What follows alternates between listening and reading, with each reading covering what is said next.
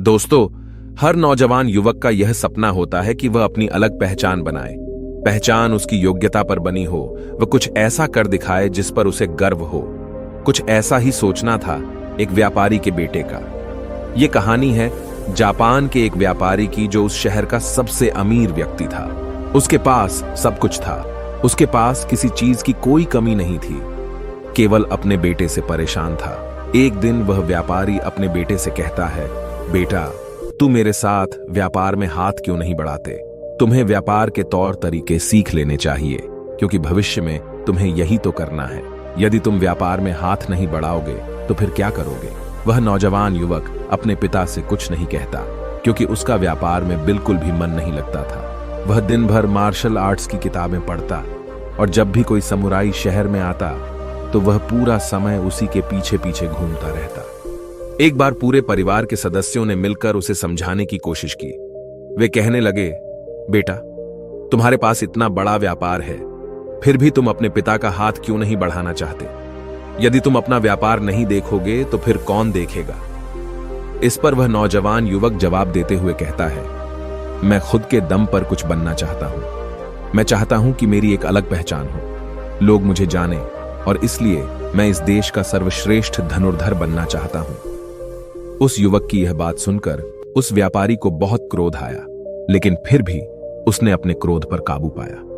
कुछ देर सोच विचार करने के बाद उस व्यापारी ने अपने बेटे से कहा, बेटा, अगर तुम यही करना चाहते हो तो ठीक है, मैं अगले 3 साल का समय तुम्हें देता हूं। यह सुन वह नौजवान युवक बहुत खुश हुआ। तभी आगे वह व्यापारी कहता है, लेकिन मेरी एक शर्त है। इस पर वह नौजवान युवक कहता है, क्या शर्त है आपकी पिताजी? उसके पिताजी अपने बेटे से कहते हैं, देखो, मैं तुम्हें अगले 3 साल का समय तो दे रहा हूं, लेकिन तुम्हें हर साल मुझे यह बताना होगा कि तुम क्या कर रहे हो और तुमने उसमें कितनी उन्नति कर ली है। यदि तुम मुझे अपने काम से संतुष्ट कर पाए तब तो ठीक है, वरना तुम्हें मेरे साथ मेरे व्यापार में हाथ बढ़ाना होगा। नौजवान युवक काफी सोच विचार कर अपने पिता से कहता है, ठीक है पिताजी, मुझे आपकी शर्त मंजूर है।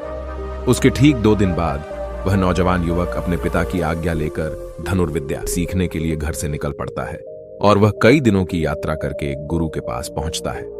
वह गुरु जापान में धनुर्विद्या और युद्ध कला सिखाने के लिए प्रसिद्ध थे। उनकी ख्याति दूर दूर तक फैली हुई थी, लेकिन वह बहुत कम लोगों को अपना शिष्य बनाते थे।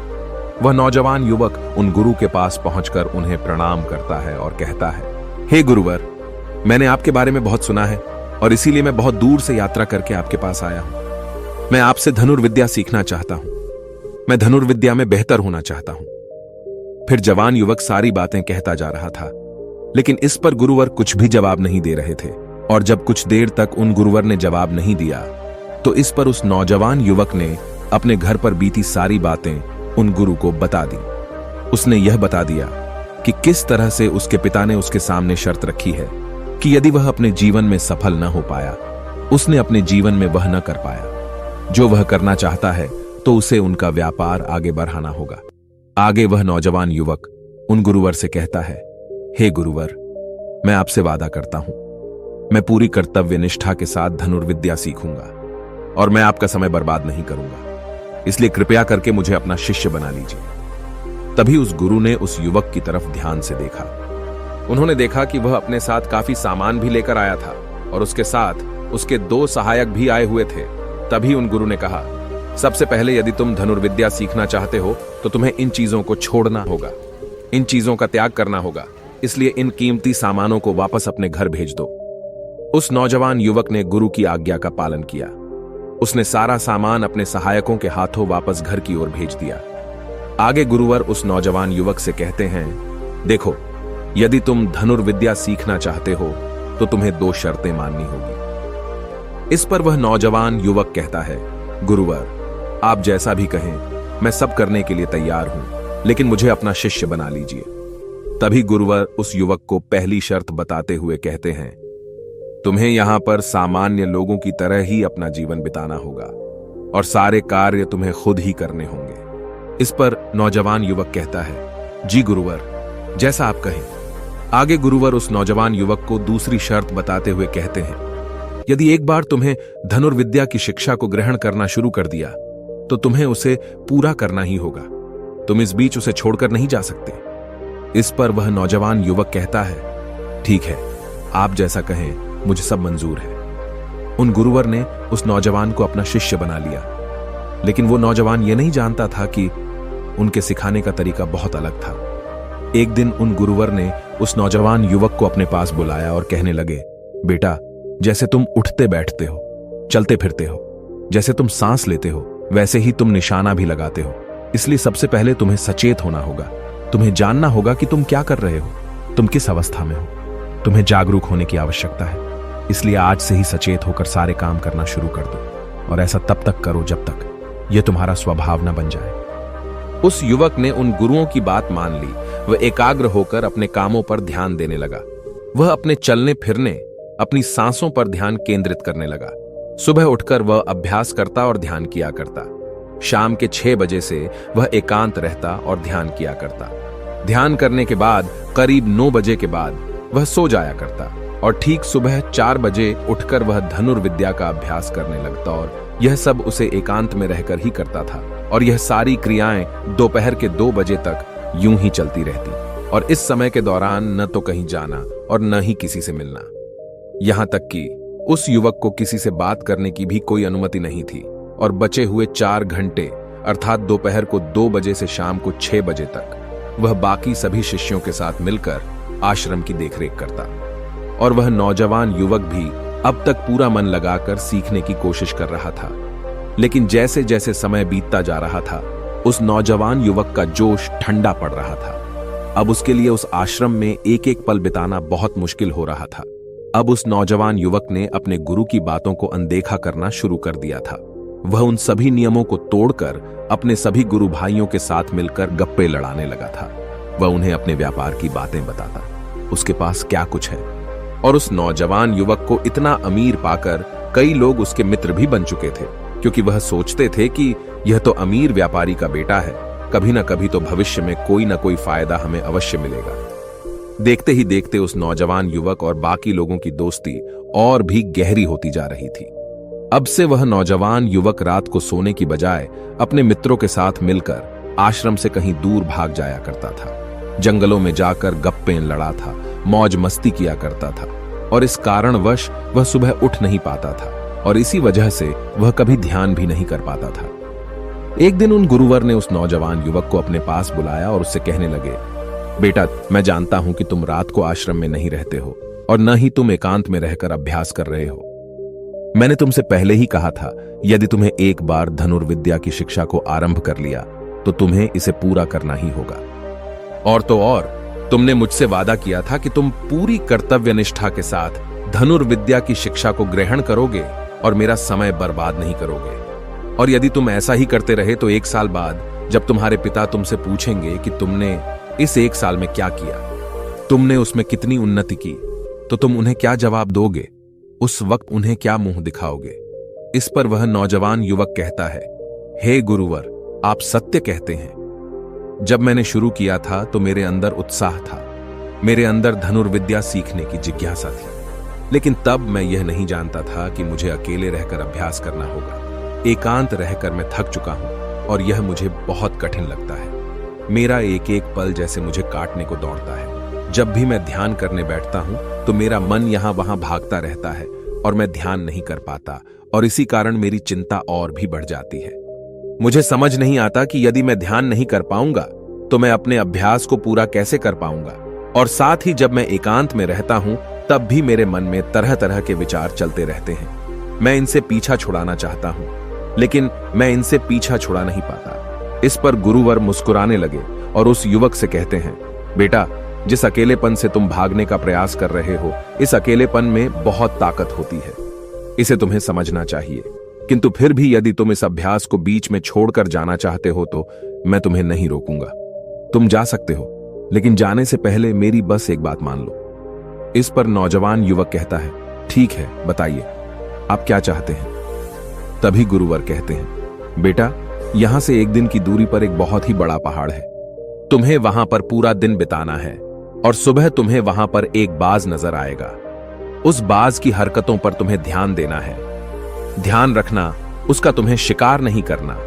बल्कि उसकी हरकतों पर तुम्हें ध्यान देना है। वह क्या कर रहा है, क्यों कर रहा है, उसे ध्यान से देखना है। उसकी हर एक हरकत को तुम्हें समझना है। और जब तुम अगले दिन वापस लौट कर आओगे तो मैं तुमसे केवल एक सवाल करूंगा। यदि तुमने उस सवाल का सही जवाब मुझे दे दिया तो मैं तुम्हें जाने से बिल्कुल भी नहीं रोकूंगा। उस नौजवान ने काफी कुछ सोच विचार किया और उसके बाद वह गुरु की बात मान जाता है। वह उन्हें प्रणाम करके उस पहाड़ की चोटी की ओर चल पड़ता है। देखते ही देखते वह एक दिन का सफर तय करके उस पहाड़ की चोटी पर पहुंच गया और उसने पूरी रात वहीं पर बिताई और अगली सुबह होने से पहले ही वह उस बांस को ढूंढने लगा। वह जब यहां वहां देख रहा था तभी उसकी नजर उस पहाड़ की चोटी पर पड़ी। उसने देखा कि एक सुनहरा बांस चट्टान की चोटी पर बैठा हुआ है और पहाड़ के नीचे घाटियों की ओर ध्यानपूर्वक देख रहा है। वह नौजवान युवक उस बांस को देखकर झुक गया और छुपकर उसकी सारी हरकतों पर नजर रखने लगा। उस नौजवान युवक ने देखा कि कुछ चरवाहे अपनी भेड़ बकरियों को उस घाटी में चराने के लेकर आए हैं और तभी उस युवक की नजर उस पर पड़ी जो एकदम शांत बैठा हुआ था। लेकिन तभी अचानक उसने उड़ान भरी और नीचे की ओर गोता लगाते हुए वह उन चरवाहों के पास पहुंचा। जब तक चरवाहों की नजर उस बांस पर पड़ती तब तक उसने उन भेड़ बकरियों में से एक बकरी के बच्चे को अपने पंजों में दबोचा और उसे ले उड़ा। जब तक चरवाहे कुछ समझ पाते तब तक शिकार हो चुका था। वह नौजवान युवक यह देखकर बहुत हैरान रह गया। यह समझ चुका था कि आखिर गुरु ने उसे इस चोटी पर क्यों भेजा है। वहां से वापस अपने गुरु के पास लौटा और उसने वहां पर बीती हुई सारी कहानी उन गुरुवर को बता दी। तभी गुरुवर उस युवक से कहते हैं, अच्छा तो तुम मुझे यह बताओ कि तुमने वहां पर क्या सीखा। तभी वह नौजवान युवक कहता है, गुरुवर वह बाज बहुत ही चालाक है। काफी देर तक तो यूं ही वह शांत रहा, लेकिन जैसे ही उसे अपना शिकार नजर आया उसने शिकार तय किया और एक उड़ान भरी और उड़ान के साथ वह अपने शिकार को ले उड़ा। इससे हमें यह समझने को मिलता है कि वह बाज बहुत ही चतुर और बहुत ताकतवर भी है और साथ ही साथ वह बहुत तेज भी है। इस पर गुरुवर हंसते हुए कहते हैं, बेटा उस बात को तुमने आज देखा है, लेकिन यदि उसे तुमने करीब 2 महीने पहले देखा होता तो तुम उस पर यकीन नहीं कर पाते। ऐसे बाज केवल पहाड़ी इलाकों में ही पाए जाते हैं और इन बाजों की उम्र करीबन 80 वर्ष की होती है। लेकिन जब इनकी आधी उम्र अर्थात जब इनकी 40 साल की उम्र पूरी हो जाती है तो यह शिकार नहीं कर पाते। उसे एक महत्वपूर्ण निर्णय लेना पड़ता है, क्योंकि इस अवस्था में उसके शरीर के तीनों महत्वपूर्ण अंग बेअसर होने लगते हैं। पहला, पंजे, जो कि लंबे और लचीले हो जाते हैं और शिकार पर पकड़ बनाने में कमजोर होने लगते हैं। दूसरा, चोंच, जो कि आगे की ओर मुड़ जाती है और भोजन निगलने में मुश्किलें होने लगती हैं। तीसरा, पंख, जो भारी हो जाते हैं और सीने से चिपकने कारण पूरे खुल नहीं पाते हैं। ये उसके उड़ान सीमित कर देते हैं। भोजन ढूंढना, भोजन पकड़ना और भोजन खाना तीनों काम करना मुश्किल हो जाते हैं। उसके पास 2 ही रास्ते बचते हैं, या तो शरीर छोड़ दें या फिर खुद में बदलाव करे। इनका शरीर मृत्यु की ओर बढ़ने लगता है, लेकिन इनकी विशेषता तो यही है कि ये बाज अपनी मृत्यु को स्वीकार नहीं करते। जहां पहला रास्ता सरल और तुरंत समाधान देने वाले हैं, वहीं दूसरा अत्यंत पीड़ादायी और लंबा बांस पीड़ा चुनता है और खुद में बदलाव करता है। वह धीरे धीरे उड़ान भरकर किसी ऐसी जगह पर जा पहुंचते हैं जहां बहुत शांति होती है और वहां अपना घोंसला बनाता है। फिर वहां पर जाकर वो सबसे पहले अपनी कमजोरी अर्थात अपनी उस मुड़ी हुई चोंच को पत्थर पर मार मार कर उसे तोड़ देते हैं। अपनी चोंच तोड़ने से ज्यादा पीड़ादायक कुछ भी नहीं पक्षी के लिए। अब वह इंतजार करता है चोंच के फिर से उगाने का। उसके बाद वह अपने पंजे भी उसी प्रकार तोड़ देता है और इंतजार करता है पंजों के दोबारा उगाने का। और देखते ही देखते इनके पंजों में नए नाखून आते हैं। नई चोंच और पंजे आने के बाद वह अपने भारी पंखों को एक एक कर नोच कर निकालता है और प्रतीक्षा करता है पंखों का फिर से उगाने का। और इस क्रिया में पूरे 3 महीने लगते हैं और 3 महीनों के अंदर इन बाजों का एक नया पुनर्जन्म होता है और तब उसे मिलती है वही भव्य और ऊंची उड़ान, पहले जैसी नहीं। इस पुनर्जन्म के बाद वह 30 साल और जीता है, ऊर्जा, सम्मान और गरिमा के साथ। आगे गुरुवर इस नौजवान युवक से कहते हैं, तुम उस बाज की तारीफ कर रहे हो जो अकेले रहना पसंद करता है, शांत रहना पसंद करता है, जो पूरे 3 महीने एकांत में रहकर तपस्या करता है, अपने आप को शिकार के लायक बनाता है, तब जाकर वह कहीं शिकार करने योग्य बन पाता है। तुमने देखा होगा कि जो भी ताकतवर इंसान है वह हमेशा एकांत ही रहता है, लेकिन जो व्यक्ति कमजोर है जिसके अंदर तरह तरह की कमियां हैं, वह लोगों के बीच छुपने का प्रयास करता है। आगे गुरुवर उस नौजवान युग से कहते हैं, मेरी बात ध्यानपूर्वक सुनो। यदि तुम अपने जीवन में सफल होना चाहते हो, अपनी पहचान बनाना चाहते हो, तो सबसे पहले दिशाहीन से दृढ़ निश्चय वाले बनो। क्योंकि जब तुम खुद के लिए समय निकालते हो, जब तुम एकांत रहने का चुनाव करते हो, तो तुम अपने दिन में जो भी काम कर रहे हो उस पर तुम ध्यान दे पाते हो, तुम सचेत हो पाते हो, और साथ ही तुम किसी भी चीज पर सही निर्णय भी ले पाते हो। और एकांत आपको हमेशा कुछ न कुछ नया सिखाता ही रहता है। आगे गुरुवर उस युवक को दूसरी बात बताते हुए कहते हैं, आज जो मौका तुम्हारे पास है वह मौका तुम्हें दोबारा नहीं मिलेगा। इसीलिए इस मौके की कीमत को समझो, क्योंकि तुम्हें एकांत खुद को बनाने के लिए मिला है। तो अपने जीवन में देखो, उसे समझो और उन कमियों को दूर करो। तुम तो बड़े शहर से हो और तुमने यह भी देखा होगा कि शहर के लोग अपना पालन पोषण करने के लिए दिन रात मेहनत करते रहते हैं। न तो उनके पास सीखने का समय है और न ही एकांत में रहने का। इसलिए वह कभी भी खुद को जान तक नहीं पाते। यह अकेलापन, यह संघर्ष जिसे तुम व्यर्थ समझ रहे हो और जिसे तुम यूं ही बर्बाद कर रहे हो, यह मौका तुम्हें कुछ बनने के लिए मिला है और यह मौका दोबारा लौटकर वापस नहीं आएगा। आगे गुरुवर उस युवक को अगली बात बताते हुए कहते हैं, जिन लोगों के साथ तुम घूमते रहे हो, जिनके साथ गप्पे लड़ा रहे हो, जिनके साथ अपना समय काट रहे हो, उन्हें तो खुद तक नहीं पता कि वह क्या कर रहे हैं। उन्हें खुद इस बात का एहसास नहीं है कि वह खुद अपना कितना बड़ा नुकसान कर रहे हैं। तुम ऐसे लोगों के साथ अपना समय बिताते हो तो अवश्य ही तुम भी दिशाहीन हो जाओगे और तुम भी यह समझ नहीं पाओगे कि तुम्हें अपने जीवन में क्या करना है। शुरू शुरू में तुम्हें अकेले रहने में थोड़ी तकलीफ जरूर होगी, लेकिन धीरे धीरे आपको इसके साथ रहने की आदत पड़ जाएगी। इसलिए अकेलेपन का इस्तेमाल एकांत रहने के लिए करो और अपना उद्देश्य याद रखो। यह याद करो कि तुम यहां पर क्यों आए थे और तुमने अपने जीवन में क्या लक्ष्य तय किए थे। गुरुवर के इतना कहने के बाद वह नौजवान युवक सोचने लगा। वह यह समझने लगा कि आखिर वह यहां पर क्यों आया था। तब उसे याद आया कि उसके गुरु ने उसे क्या कहा था कि अपने अकेलेपन का इस्तेमाल करो, क्योंकि अकेलापन ही एकांत बन जाएगा और वह तुम्हें आगे बढ़ने में तुम्हारी मदद करेगा। दूसरी बात, अभ्यास में संतुष्टि ढूंढो, क्योंकि उस नौजवान युवक के गुरु ने कहा था कि सारा ध्यान केवल अभ्यास में लगाना, इसके अलावा कुछ और पाने की कोशिश नहीं करना। क्योंकि जब हम कहीं और जाने की या कुछ अलग पाने की कोशिश करने में लग जाते हैं, तब हम अपने मन के बनाए हुए जाल में फंसते चले जाते हैं और हमारा संबंध वर्तमान से टूट जाता है। और तब हमें ऐसा लगने लगता है जैसे हम कहीं पर फंसे हुए हैं। हम बहुत दुखी हैं, हम बहुत निराश हैं और कहीं पर पहुंच नहीं पा रहे। और इसी के साथ में उस नौजवान युवक को उन गुरु की तीसरी बात भी याद आती है कि प्रकृति में ध्यान करो। जब भी तुम्हें समय मिले तो किसी एकांत जगह पर या फिर किसी पेड़ के नीचे बैठकर ध्यान करो। केवल अपनी सांसों पर ध्यान दो। विचार खुद शांत होने लगेंगे और जब तुम्हारे विचार शांत होने लगेंगे तब तुम्हें आभास होगा कि तुम प्रकृति के साथ जुड़े हुए हो, तुम इस धरती के साथ जुड़े हुए हो। ऐसा करने से अकेलेपन का वह भाव हमेशा हमेशा के लिए खत्म होने लगेगा और तब तुम यह जान पाओगे कि यह पल ही वह अवसर है जहां तुम खुद को पूरी तरह से जान सकते हो। तभी तुम अकेलेपन का फायदा उठा सकोगे और इसी तरह से अकेलेपन को जीता जाता है। इन सभी बातों को ध्यान करके उस नौजवान युवक ने यह निश्चय किया कि वह आश्रम छोड़कर कभी कहीं नहीं जाएगा जब तक कि वह अपने इस लक्ष्य को प्राप्त नहीं कर लेता। यहां पर एक सर्वश्रेष्ठ धनुर्धर बनने आया था और वह यहां से सर्वश्रेष्ठ धनुर्धर बनकर ही जाएगा। इसके बाद वह अगले ही दिन से अभ्यास में पूरी तरह से लीन हो गया। दोस्तों, यदि आप अपने जीवन में अपनी पहचान बनाना चाहते हैं, अपने जीवन में कोई लक्ष्य प्राप्त करना चाहते हैं, तो कुछ अलग पाने का प्रयास छोड़ दें। क्योंकि जब हम कुछ अलग और कुछ खास पाने का प्रयास करने लग जाते हैं, तब हम यह भूल जाते हैं कि हमारा लक्ष्य क्या है और हम अपने लक्ष्य से दिशाहीन होने लगते हैं। और इसी कारण हम अपने लक्ष्य तक कभी पहुंच नहीं पाते, क्योंकि हमारा मन हमें कुछ अलग पाने के लिए निरंतर प्रेरित करता रहता है।